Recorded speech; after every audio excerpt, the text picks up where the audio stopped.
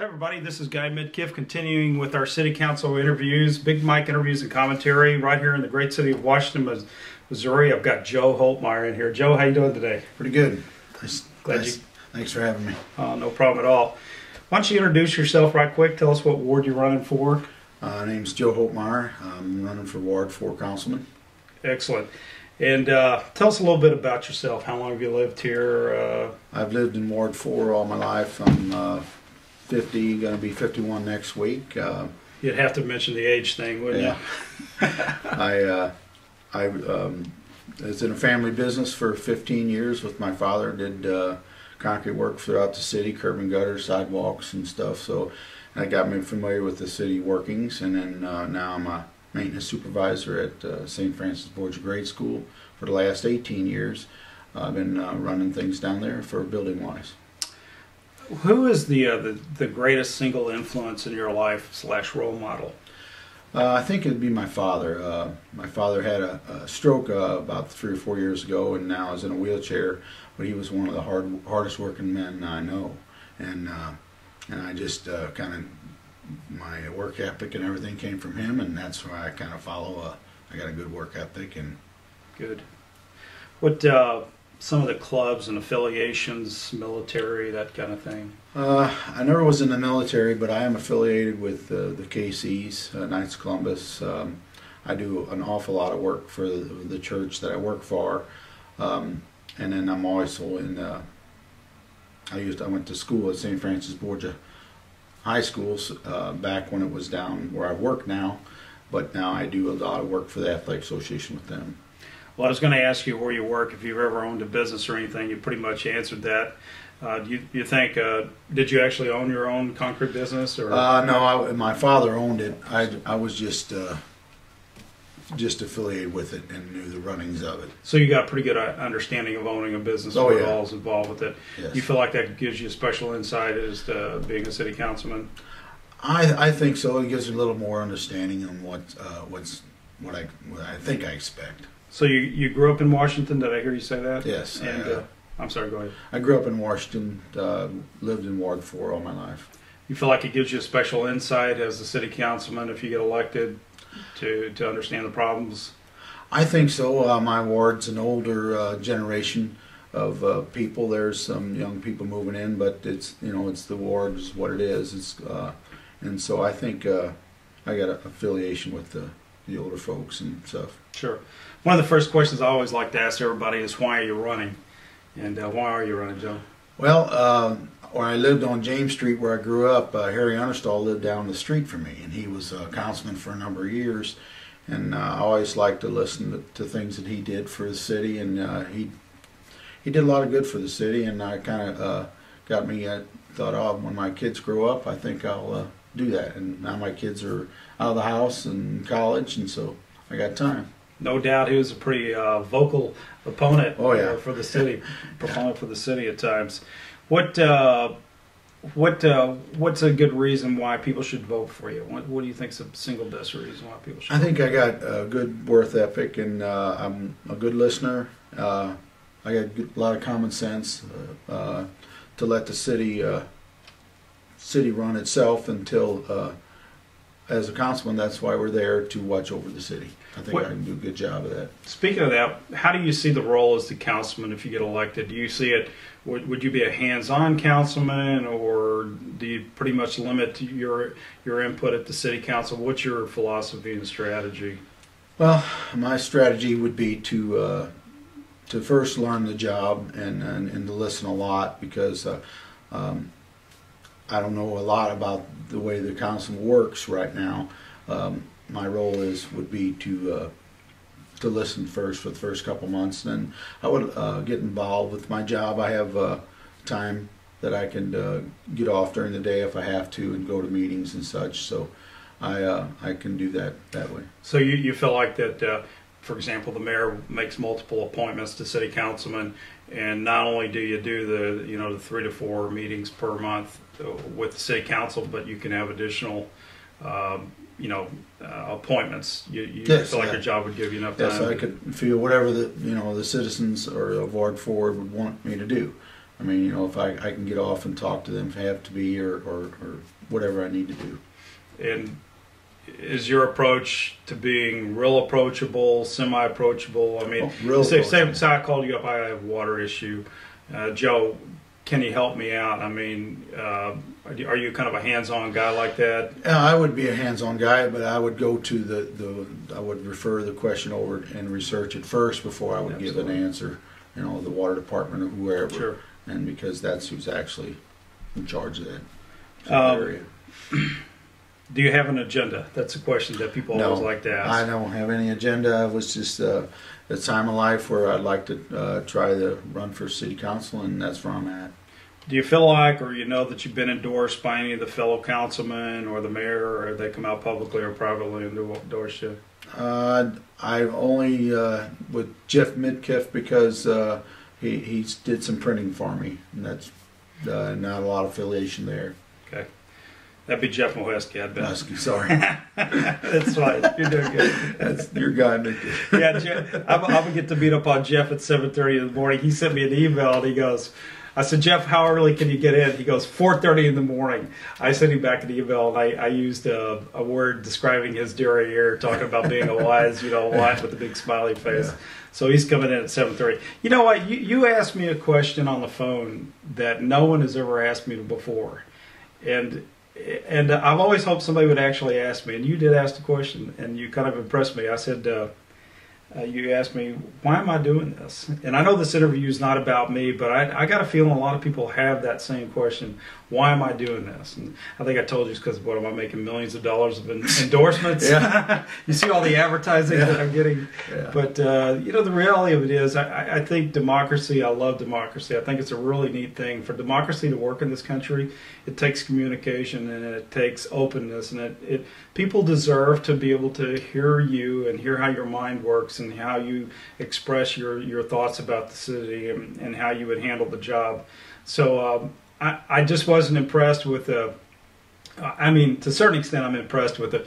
You go to all the professional societies and meet with the Lions and the Lady Republican and all that, but there's no real chance for the general public to just sit down and have a mano a mano with you and talk to you.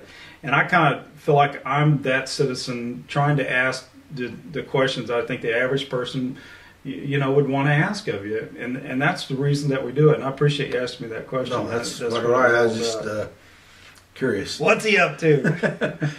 Some of the councilmen seem to miss more city council meetings than other councilmen, and most of the time they're legitimate sickness in the family. We all have to take vacations. We get all that, but it seems like some maybe miss more than the other ones. If this is a identifiable problem, would you make any suggestions to change that, or are you happy with the way it is? Well, again, I'm not too familiar with that area yet, but as a person, I would think I would go to the councilman as a city representative and ask them, what's the deal?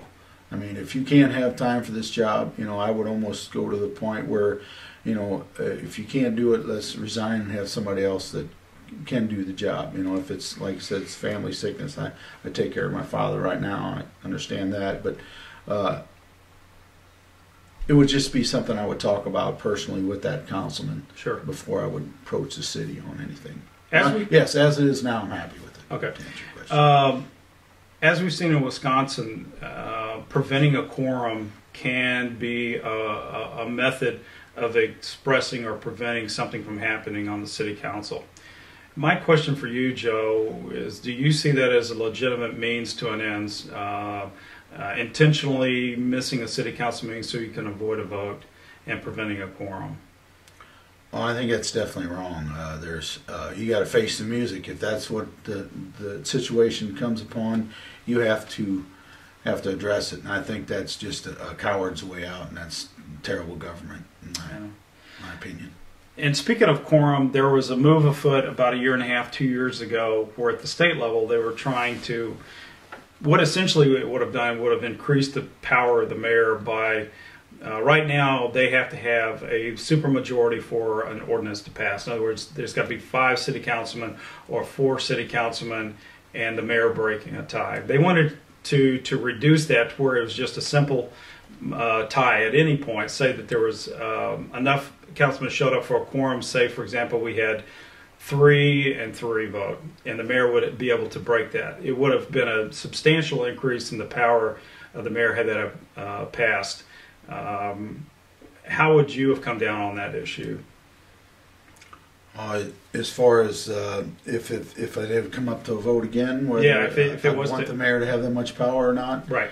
I think I would go with the mayor having that amount of power. I think it's sometimes that we have to have that decision made, and I wouldn't have a problem with our current mayor making that decision right now. And it's regardless. I mean, it's irrelevant of the current mayor. It's any mayor, period. Yeah, I think the citizens really choose their mayor well in most cities, and I think that would be fine with that. Let's see what else. Where are we on this whole thing here? How much money are you planning on spending on your campaign? Whatever money I get in, I'm going to probably spend. I have a particular amount that I have set out to earn or anything. I'm just trying to, I'm working for the church. I have a lot of money myself, so whatever comes in, I'm probably pretty much going to spend. Transparency in government, kind of shift gears a little bit here. The city government, city council, about 2.5, 3 years ago, they did some upgrades to cameras, trying to increase the reliability. There's on the internet, you can go listen to a city council meeting. If you have charter, you can actually watch it live. And also, they went to what's called verbatim minutes, where they write down 100% of everything that's sent. How do you feel about verbatim minutes? I think it's kind of silly myself. I think with all the communication out there, if you want to watch what's going on, you would sit down and watch the council meeting like you had said. I think it's a waste of time to get verbatim minutes. I think if we would just, planning, zoning, whatever happens there, and so on and so forth, without going into every word said. Sure. Let's see, city boards. One of the things that makes Washington great is that we've got quite a few boards in the community. We get a lot of volunteers, over 100 volunteers in these various committees, and probably the backbone of what makes Washington the great city it is, because people get involved there. And whether you grew up here or you're a recent transplant, you recognize that right off the bat. And I know there are a lot of people that would like to be on boards, but there's not as many possibilities, because it seems like some people have sat on these boards for quite some time and not passing judgment, good or bad or indifferent. Do you think that there should be some kind of a limitation so that other people could possibly become involved with these boards? Well, being part of the parish, we have a lot of boards also in the situation, and I think as long as they're doing the proper job, I don't think there should be limitations. Particularly with the park situation, there's a lot of ongoing stuff that happens that they want to keep going. That they want to know that person's working on, instead of having to waste city time or their time and going over and over the project again. If somebody else comes in new, that they know what's going on right away, and they can say, "Oh, remember last month," or whatever. So I'm really not for term limits on boards. There's been some very controversial issues in the past, and currently they're looking at some controversial issues and possibly to the future. And that's kind of that's the aspect of the job of being a city councilman. You get some pretty tough questions thrown your way. And so to kind of give the voter an idea of how Joe thinks about things, let's just throw out some of these issues and tell the voter briefly how you would come down on them and why. Right now we're looking at Highway 100 beautification, roughly $150,000 from the city, total $750,000 project. Do you think it's a good idea? I think it's a good idea only because of the grant money that we're getting. If we had to put out the money to do the full project, I would disagree with it. But with the grant money coming in, I mean, I'm a big fan of writing grants, and we have a great grant writing team. Darren used to do it, but it's money that's going to go be out in the community, some community. And I think as our community, I think we should take it and utilize it in beautifying the highways. I think that adds a little more quality and a little more class, to a highway. Do you think will the taxpayer get a return on that investment? Say it costs $750,000 total. Do you think that we'll get that money back in tangible ways? I don't know if they'll ever get the money back. You can never. It's hard to say. For sure, hard to say for sure. If somebody brought their company here because they seen a nice flower bed in the highway, I can't say that. I don't. You think it'll? Some of the candidates have written that they think it'll bring jobs into the community. Do you think it'll bring meaningful jobs into the community? And let's just be specific. What I'm talking about is the actual construction of the project. Oh, I think it might. There's a lot of construction workers that are out of work right now, and any work we can get that's I think it would. Do you think that it's, if you look at right now the situation, the budget situation that almost every community is in, and particularly the state and on the national level, do we add to that budgetary crisis by accepting this kind of grant money, or you? I don't think so. I don't know enough about how much grant money is out there from the federal or the state, or where the grant money comes from. But I know that if it does come from the state, again, I don't think that would make any difference, because they're already putting the money out there for a grant, so they already had budgeted that money to some particular community. I'm not a smoker. I never have been. Neither am I. Don't particularly care for it. But there is a move afoot to consider a no smoking ban. How do you come down on that? Well, I'm disagree with the no smoking ban. There's the businesses out there now. They can put no smoking up whether or not. My campus where I work is all non-smoking because of the children, of course. But I think that the government should stay out of that part of that area, because the businesses already have that choice. One of the things that these communities will do to get support behind a smoking ban, even though there may not be the will initially on the part of the city council, what they'll do is they'll say, well, we're going to exempt out the Legion, VFW, Elks, KC, whatever, and we're going to exempt them out. We're going to let them do whatever they want, and then the city council is more inclined to voting for it. Would that change your perception of the no smoking ban? No, I still think as businessmen I've talked to said no. I think it's their choice. Big issue about 3 years ago, Camp Street Bridge. How would you have come down on that one? I know I had an uncle that lives on Camp Street, and I myself, the way it came down. Sorry about that. That's fine. You can go ahead. Well, that's all right. I'll let it go. And where it came down is I would a few people had made that decision, that were boisterous. I think if you'd have put it to a vote, I think the Camp Street Bridge should have went in. I think that was a terrible waste of money. Let's see. Lowest bidder. Recently, we had about a year and a half, 2 years ago, Blue Jay Drive over by the school. We were looking at putting in a light over there. And the bids came in, and staff recommended taking a bidder other than the lowest bidder. How do you feel about lowest bid, and would you have been inclined to accept that higher bid? Well, as long as they were mano to mano as far as what materials are used and so on and so forth, I think that you could go with the lowest bidder on that situation. But on other situations, like if say we have somebody, contractor in town and another contractor out of town coming in to do the work, I would say I would want to go with not the lowest bidder. I would go, even if it's, as long as it isn't terrible amount of money. If it's over $1,000 or whatever it is, the situation is, I would not go with the lowest bidder all the time. It would just be a situational thing. Should we in that case, should we consider using prevailing wage? Make sure that they use a prevailing wage if they're going to use the guy, and also ensure that they hire local people, even though because local contractors don't have to use craftsmen, tradesmen from the local area. They can also bid those out. And I understand. So if we're going to do that, how are we going to make sure that those guys are in fact putting that money back? Because the idea is to put the money back into. If you want to shut that off or whatever, so we can. Yeah, I'm sorry about that. I have to answer that. Hello. Yeah. Can I call you back in a little bit? All right. Bye. No problem.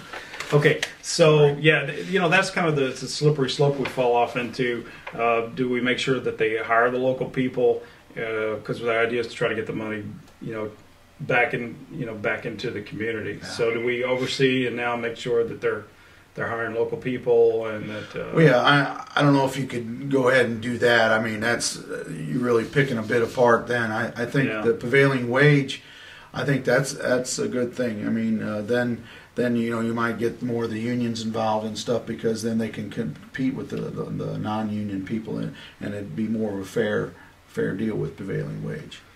Mandatory sprinklers on future residential construction. There is potential that we'll be looking in the next couple of years at mandatory regulations that will result in any new construction. They must have sprinklers in those residential properties. Would you be for that? I don't think so. I think that's that's particularly up to the homeowner on what they want to do in new construction.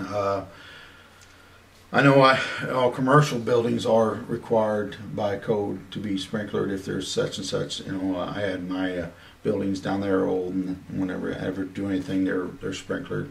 I think that's totally up to the owner. I don't think we should mandatory sprinkler systems. And speaking of commercial properties, most of the schools don't have, and they've got our most cherished members of this society are in these schools, and a lot of them don't have sprinklers. If we're going to demand it in the sprinklers, should we make all the schools retrofit and put them in the schools? I don't think you can. That would be costly to the taxpayers and even the private sector.